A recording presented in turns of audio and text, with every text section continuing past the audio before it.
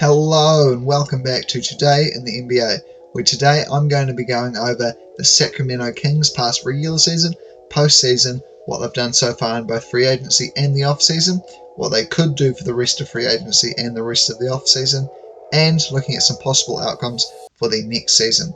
Now to start off, the Sacramento Kings finished third in the Western Conference with a record of 48-34. They were a great team on the offensive end of the ball, best in the league, which was sort of surprising considering Mike Brown is more of a defensive-minded coach. They were really great on the offensive end of the ball. I think they were historical on that end of the ball almost. The offense was just amazing. It was run so well. De'Aaron Fox was amazing. All their shooters were perfect. They have such a nice lineup, such a well-spaced lineup now. The one thing they did struggle with, though, obviously, is their defense. They weren't great. They don't really have the personnel to be great, especially when Domantas Sabonis is your starting center.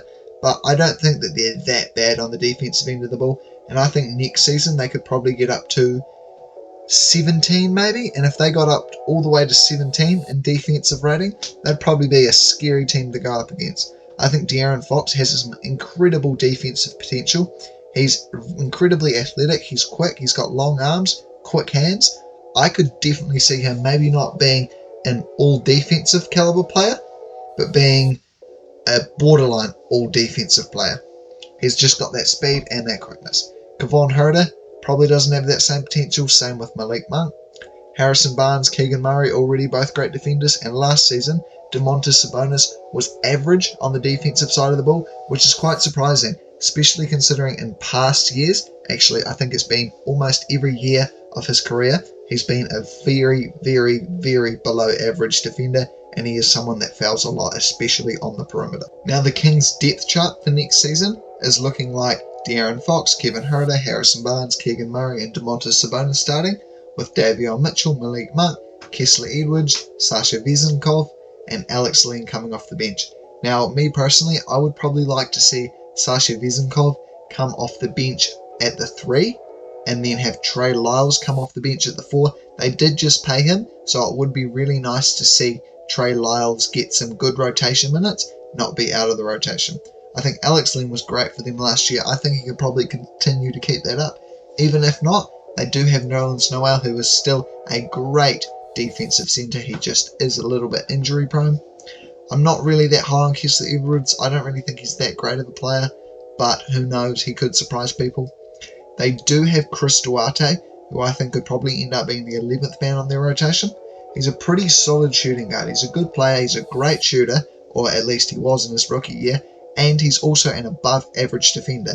He's definitely someone that I would very much consider giving minutes to if I was Mike Brown and one of my other players got injured. So my off-season rating for the Kings is a B-. It's almost a B, but just with the moves they've made, they didn't really capitalize. The Kings freed up a lot of cap space in the summer. I think it was nearly enough to sign a max player. Not quite enough for a full max, but they probably could have bought in, I don't know, a Fred VanVleet, but I don't think they would have bought him in. That's just an example. They'd managed to trade away Rashawn Holmes. They did have to give up their pick for that, though. I think that Oliver Maxence Prosper would have been a great player for them, but I just don't think he would have fit in their rotation. So I probably think that that was a good move for both the Mavericks and for the Kings. They did extend both Trey Lyles and Harrison Barnes. I didn't love the money that they gave them, but they did manage to lock up two very good and very high impact rotation players. The best move, though, for me was Sasha Vezenkov. They managed to sign him out of the EuroLeague. I believe he's a former EuroLeague MVP, and from the film I've watched and what I've heard in NBA circles and other basketball circles, he's a pure shooter. He's not the sort of dude that you want dribbling the ball. He's maybe a Klay Thompson, but obviously not as good of a shooter or a defender. He's a little bit bigger. I think he's about 6'9". He's a great player, and he's definitely someone that I could see getting solid rotation minutes for the Kings next year. Honestly, there isn't all that much to talk about with the Kings in terms of moves that they could make for the rest of the offseason. I think they've got a great rotation. They probably don't want to spend too much money on some players that they're just not going to keep, or players that aren't going to fit in their system. I don't think, say, a Christian Wood or someone like him is a very good pickup, as they do already struggle on the defensive end of the ball and they are already an amazing offensive team. So it's probably not worth it to get worse on the defensive end just to get a little bit better on the offensive end, especially for a backup player. Now next season, I see the Kings finishing as the 4th seed with a record of 47-35. I think they'll still be a great team, still be an incredible offensive team. They'll still probably struggle on the defensive end of the team, maybe reach up to maybe 17th, as I stated before.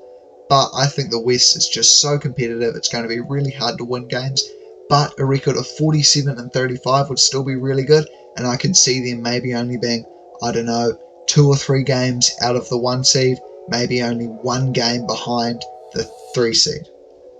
I think De'Aaron Fox will finish as an all-star, continue being as great as he was, keep being a great player. I don't think Domantas Sabonis will get the all-star nod, however. I don't think that the team gets any all-defensive players or any all-NBA players. I don't think De'Aaron Fox is quite that caliber of player yet, especially with the league being loaded with guards at the moment. They don't have any rookies, so they can't get any all-rookie team players. I don't really have anyone on this team that could probably win Most Improved Player. Anyway, that does it for today's video. Thank you all for watching. I hope you enjoyed. If you enjoyed the video, please leave it a like. Let me know what you think down in the comments below.